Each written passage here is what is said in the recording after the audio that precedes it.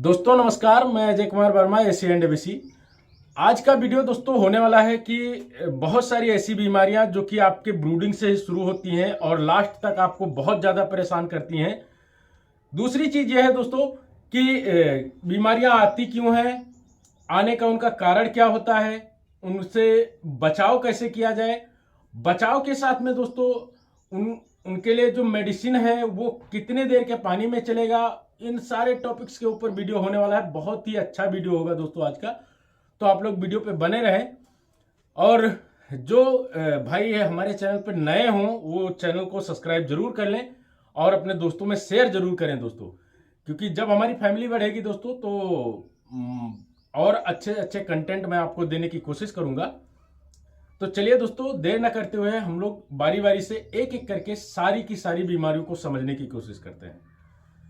तो एक जो सबसे नॉर्मल तो कह सकते हैं दोस्तों, लेकिन ये जो मैं बताने जा रहा हूं आप लोगों को, ये एक ऐसी समस्या है जो कि आपकी पहले दिन से शुरू होती है और आखिरी तक, जब तक कि आपका मुर्गा नहीं उठता है तब तक ही आपके साथ रहती है और उससे आपको कई सारी समस्याओं का सामना करना पड़ता है।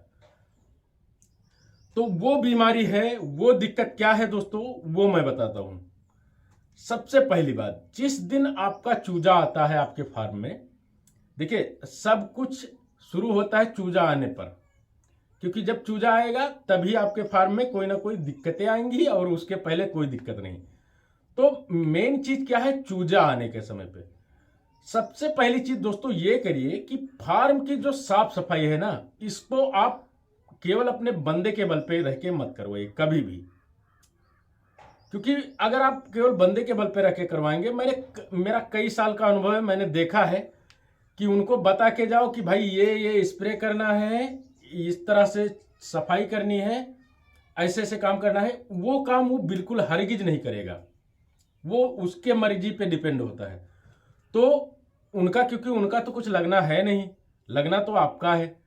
तो इसलिए एक दिन का जरूर समय निकाल के आप फार्म की साफ सफाई के टाइम पे, जैसे आपकी भूसी निकल जाए, भूसी निकलने के बाद में जो प्रक्रियाएं होती हैं कि कौन सी दवा छिड़कनी है, कौन सी दवा का उसमें लिपाई करना है, कैसे उसकी भूसी को निकाल करके इसके बाद क्या सैनिटाइज करना है, बर्निंग कैसे करनी है, वो सारे प्रोसेस को आप खुद रह के करवाइए।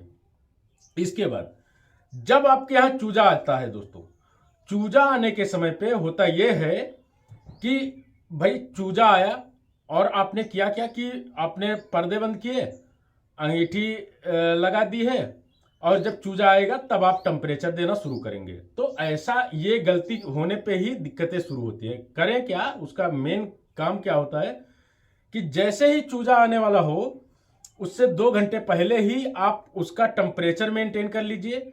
पानी का जो ड्रिंकर है ना, वो ड्रिंकर साफ सफाई करके पहले से रखवाइए, और एक हो सके तो एक बाल्टी में, बड़ी बाल्टी हो जिसमें इतना पानी आ जाए कि चूजे को जो पहला पानी दिया जाता है उतना पानी आपके बाल्टी में आना चाहिए। वो पानी से भरी बाल्टी आप उठा करके उस ब्रूडिंग वाले कमरे में रख दीजिए। जब आप ब्रूडिंग के कमरे में रख देंगे दोस्तों, तो होगा क्या कि टेम्परेचर जो है, पानी का टेम्परेचर उसके जो ब्रूडिंग के अंदर के टेम्परेचर के लगभग इक्वल हो जाएगा, यानी उतने में आ जाएगा। तो चूजे को पीने में दिक्कत नहीं होगी।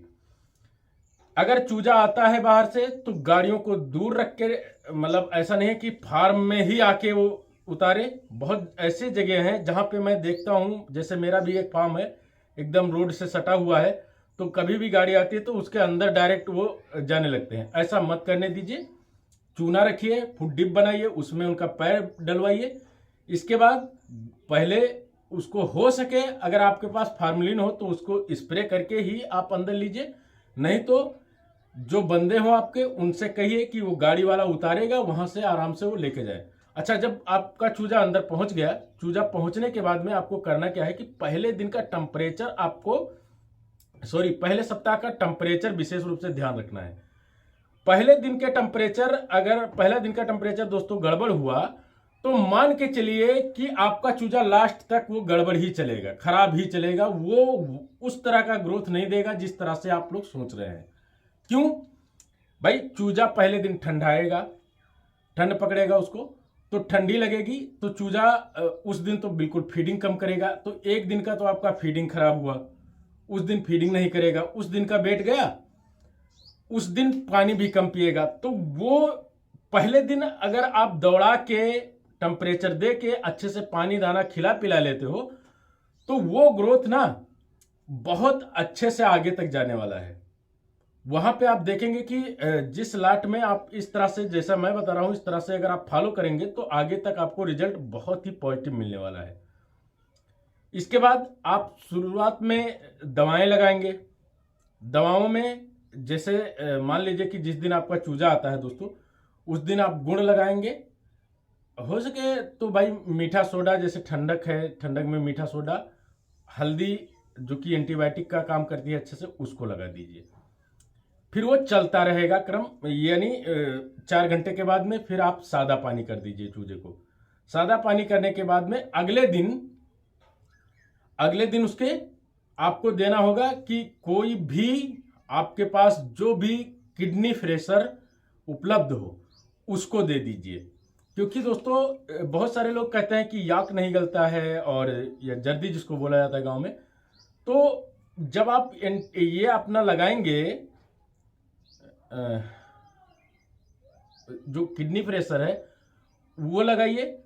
अगर जर्दी नहीं गलती है, ज्यादा भयानक मोर्टेलिटी हो रही है, तो उसमें आप सेप्ट्रान सिरप आता है, सेप्ट्रान सिरप लगाएंगे और थोड़ा सा चूजे को दौड़ाएंगे, तो मान के चलिए कि जर्दी की समस्या बिल्कुल ना के बराबर हो जाएगी, उससे मोर्टेलिटी नहीं होगी। ये मेरा दावा है दोस्तों।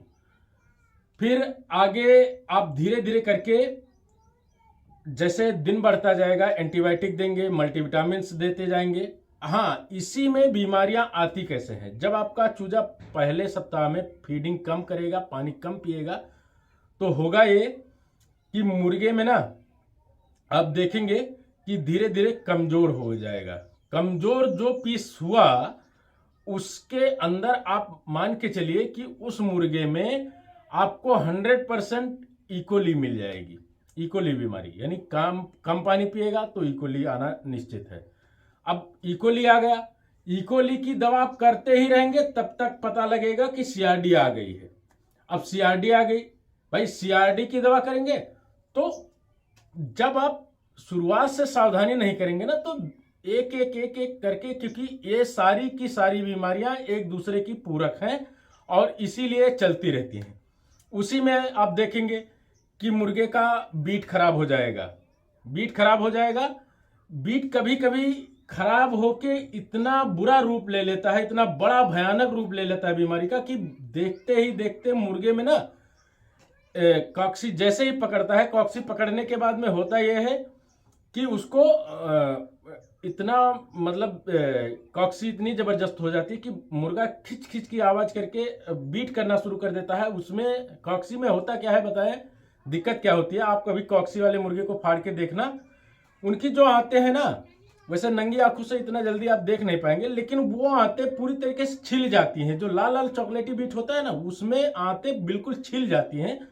छिलने के बाद में जब मुर्गा फीडिंग करता है, तो देखिए जो कॉक्सी वाला मुर्गा होगा उसका फैदर जो है ना, वो जो फैदर होता है वो एकदम फूला फूला सा रहेगा, उसके बीट पीछे साइड में लगी होगी। तो बीट खराब ना होने दें, क्योंकि बीट की खराबी से मुर्गा वजन नहीं लेता है, मोर्टेलिटी भी होता है और कई समस्याएं आ जाती हैं। तो दोस्तों शुरुआत का जो प्रोटोकॉल होता है ना, इस प्रोटोकॉल को अगर आप लोग ढंग से फार्म में के अंदर फॉलो करते हैं, तो मान के चलिए कि आपका ग्रोथ बहुत ही बेहतर रहता है अंतिम तक। वैसे वीडियो दोस्तों बहुत बड़ा हो जाएगा, मैं अगले दिन के वीडियो में मैं टॉपिक बाय टॉपिक उसको लिखता हूं कि कौन सी दवा कितने दिन में और कैसे कैसे चलानी है। तो मैं आपको मेन जो बताने वाला था इस वीडियो में कि पहले सप्ताह का जो आपको कैसे देना है, क्या करना है, उन सारी चीज़ों पे आप लोग ध्यान रखिएगा। और वीडियो बहुत बड़ा हो जाएगा दोस्तों, इसलिए मैं वीडियो को यहीं समाप्त करता हूं और फिर मिलते हैं कल के वीडियो में एक अच्छी जानकारी के साथ। तब तक के लिए धन्यवाद। Thanks for watching, thank you so much.